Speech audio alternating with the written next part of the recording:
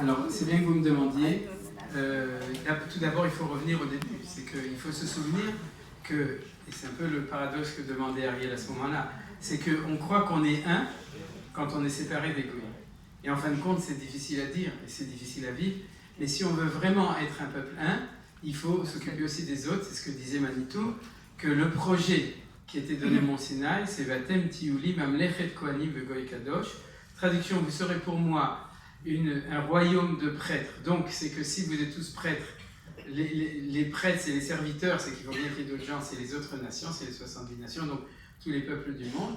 Et quand Vegoy Kadosh est une nation sainte, c'est-à-dire que pour pouvoir réussir à être un peuple de prêtres, il faut être une nation sainte, et pour réussir à être une nation sainte, il faut être un peuple de prêtres. C'est-à-dire les choses vont venir ensemble.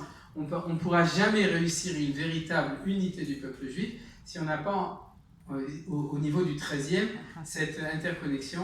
Interconnexion, c'est pas... j'ai fait un moment, je parlais de symbiose, il faut faire attention aux mots. Il faut quand même préserver l'identité de chacun, je le dis.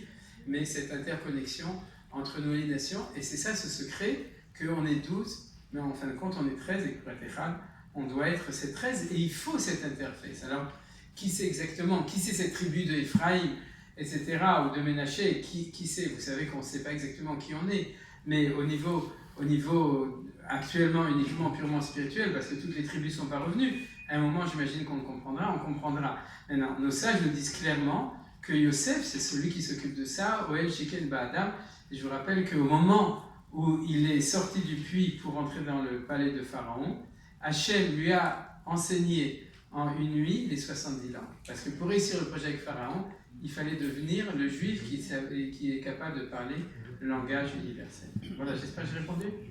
D'accord. On va prendre les dernières questions et vous répondrez en une seule fois.